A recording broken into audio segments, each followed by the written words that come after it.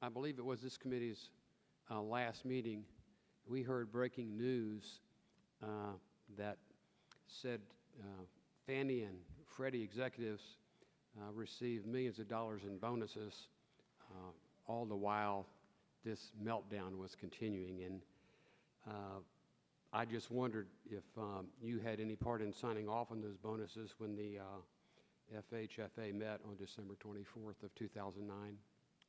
FHFA, as you said appropriately, is responsible as conservatorship for approving the compensation package of these executives.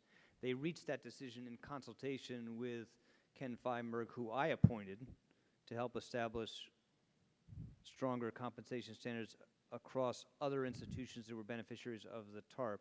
Is that a yes or no? Judgment was made by the Is that a yes or no? Do you have any hand in that? I was not involved. It was the judgment made by That's all I need. That's all I need. I don't have much time, so I'm going to ask my questions, and if you don't have time to answer them, I'm going to ask, with the chairman's permission, that you respond in writing. Seems like every time I ask somebody a question here, if I ask them what time it is, they start describing a clock, and we never get an answer. So I'm wondering why we're never able to get an answer from you on a comprehensive recovery plan.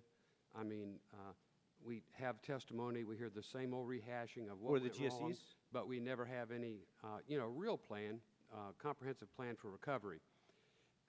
Number three, obviously I wonder how much longer we're going to have to wait for a plan, what information anybody could possibly still be waiting for to come forth with the plan. Clearly the administration has some serious credibility problems. They broke promises on space. They broke promises not to raise taxes, not to take over personal sovereignty. The stimulus is failed to do what you said it would do. You said I don't agree with that. If the stimulus is passed, your words, it would not exceed 8% unemployment. No, that's it's not now true. over 10%. That's not true, Congressman. It's your chart, not mine. There are so many fair and legitimate questions that we just can't get answered. When will Freddie and Fannie Mae's conservatorship end? I mean, I think there ought to be a legitimate estimate on that. I think professional ought to say, with your experience and guidance, I think this is the day. This ought to be the target. And this is how we're going to go there. I don't think they're out of bounds at all. And I'm curious about to what extent, number five, our creditors, China, are worried about the failures of Fannie and Freddie.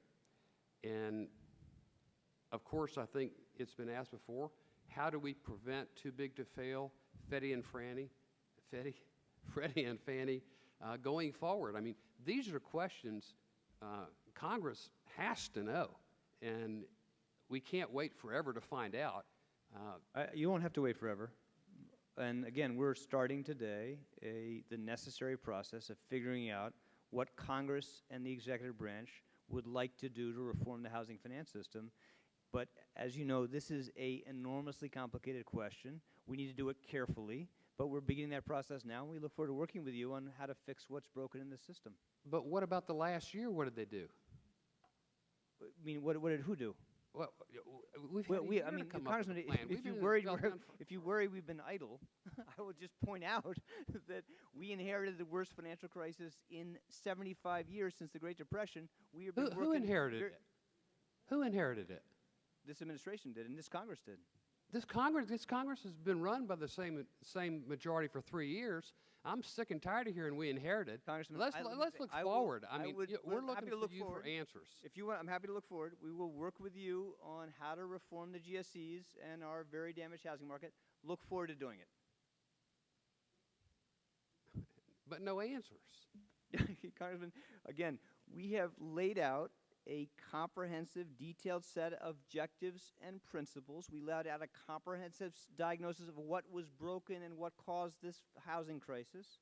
And that is a good foundation on which to build and thinking about reforms. If we don't agree on what was broken, we can't begin the process. And we're going to go through a process with this committee to consult with people in the private sector, in the academic community, among Republicans and Democrats. We'll look at alternative models, and we'll figure out the best way forward. So the reality is we still don't have a plan. Congressman, again, you're asking us to design in the midst of, again, the worst financial crisis in generations. Listen, every business in this country is suffering right now. And they're working on some kind of a plan for recovery. They're not doing it on a crisis and we're working hard too, Congressman. We've been working hard too, and we've done extraordinary things. And this economy is growing. And if you just want to go back, you say you don't want to go back to history, but when we came into office, when this Congress came into office, the economy was shrinking at a rate of 6% a year, and 750,000 Americans were losing their jobs every month. And today, because we actually acted as a country, the economy is now growing. Things are dramatically better today than when we took office 15 months ago because of the actions we took. And this House of Representatives has passed the most sweeping set of financial reforms contemplated since the Great Depression. We're on the verge of enacting those kind of reforms. And today, fortunately, we have the chance to begin the conversation about how we're going to reform the GSEs. And again, we look forward to working with you, look forward to seeing ideas. I suspect you guys will have some ideas on your side of the aisle, and we'll take the best ideas on both sides, and we'll propose something that we think will meet the test of reform. Yeah. Gentleman from Texas, Mr. Paul. I thank the chairman.